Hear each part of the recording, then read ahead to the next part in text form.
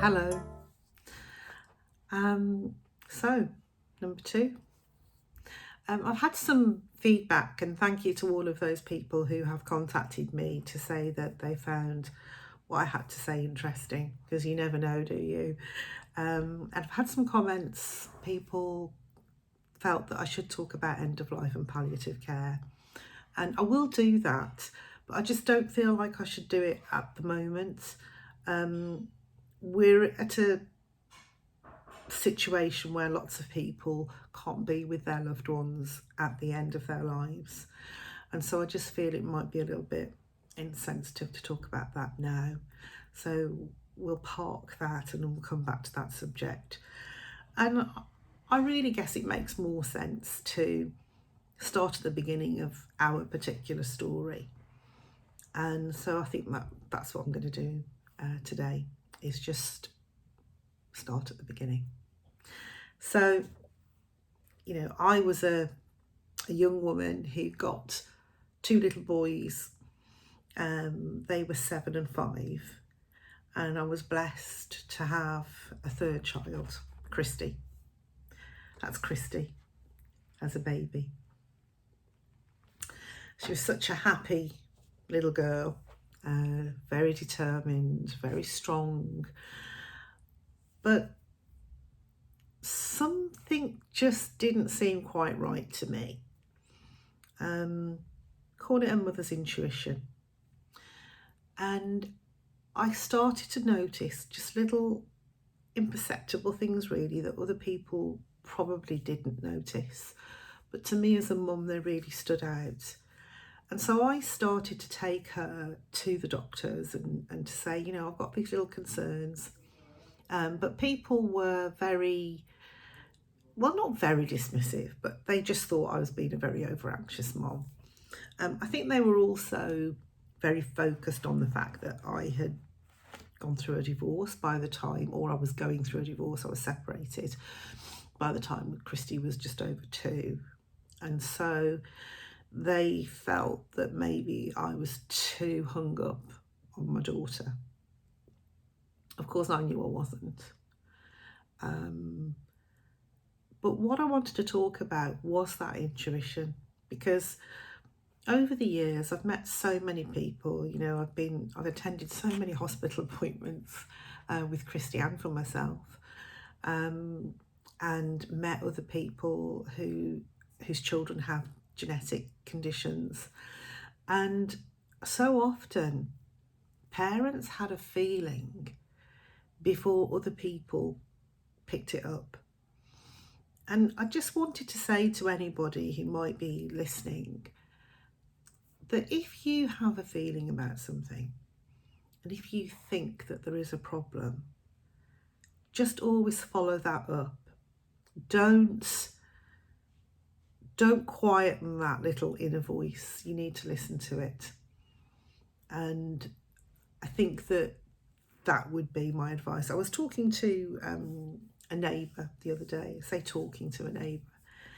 We often say talking when we mean texting. Somebody new had moved into our little neighbourhood, and I was messaging her to check that she was okay. She's got 2 children, and they've recently moved in. The whole area is shut down, and she came back, and we started to exchange a little bit of conversation. And over the next couple of days, she happened to mention that she got a little bit of a concern about one of her children, and that she had been to hospital, but she strongly felt that she needed to go back. And of course, she didn't know my story. Why would she know it? But I really encouraged her to do that, because I think as parents, you just pick up things that other people don't. I remember coming back to our story, being very nervous about the opinions of the medics around me. They seemed to indicate that they felt that I had some mental issues. Some people might not dispute that now. And it really knocked my confidence for being able to stand up and say, actually, no, I really needed to do some further testing because there is something wrong. And I often think about that. Even today, we don't really feel competent to discuss medical problems sometimes, do we? We tend to delegate our medical care to people who we perceive to be much more qualified in medical matters than we are. And so we don't always speak up, we don't always share our deepest fears. Many people can't even bring themselves to go to a doctor. And Christy and I used to talk about that quite a lot. Because interestingly, as a little girl, she said to me, "Mummy, I knew there was something wrong. And I couldn't understand why anybody else didn't think there was something wrong."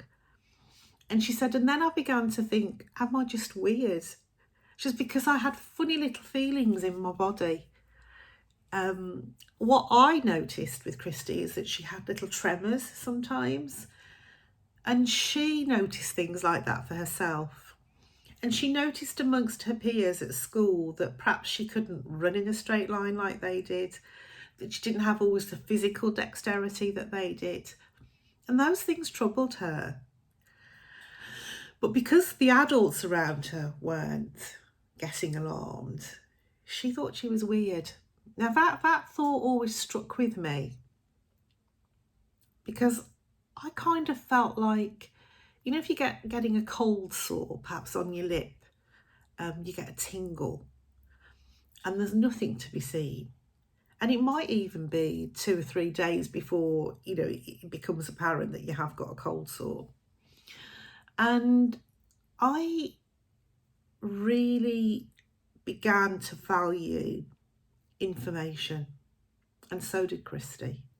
We were both of us, as she got older, she looked after a lot of her own research, but as a mom, when she was younger, I was always researching information. And in those days, we didn't have Google.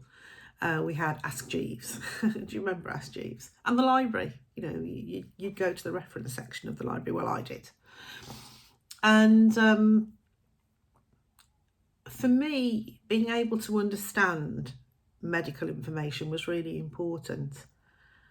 And one of the things that we talked about a lot was the difference that having the right kind of information makes to you as a person. It enables you to have a much more open discussion with medical staff and with doctors and nurses. And it helps you to have more of a partnership approach to managing your health. And so for us, in her later years, that's one of the things that we talked about, was developing tools that would really help people. So I'll talk more about that later on, but the platform that you see at the beginning or at the end of my blogs will always be Melting IceCubes. And Melting IceCubes is a health platform, and it's full of information. The algorithms are written in such a way that we search out trusted sources of information and pull that back for you related to conditions. And so if there's anybody listening who has health concerns or health worries, then please go onto the platform. It's free for you to use, and type in your condition and look at the information that is pulled back.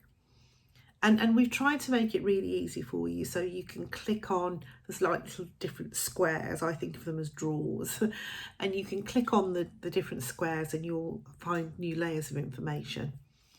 And at the top of the screen,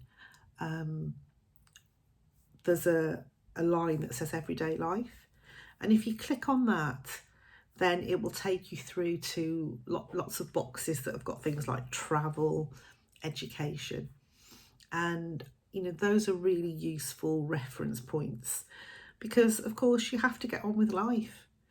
And for me, as a mum to a newly diagnosed child, she was 9 by the time we got her final diagnosis. And actually, I'd just say that the diagnosis that we got backed up the condition that I identified. So through all my library searches, all my IceCubes searches, the condition that stood out for me was Friedreich's ataxia. And when her genetic blood tests finally came through, which took about 8 weeks, they confirmed that she did have that condition. And it's always, well, what should I say? It's never been lost on me that I didn't have any blood tests. You know, all I had was a mother's intuition and solid research. And through those two things, I was able to pinpoint to the exact name her condition. And anybody listening, if you have concerns or worries, then 1, listen to your inner voice. 2, be informed. Use research tools. You have Melting IceCubes. You've got Google. You know, on our site, on our platform, we pull from lots of different information pots. And so we pull in NHS information. We pull in trusted sources that will really give you confidence in being able to manage the many challenges that you might experience.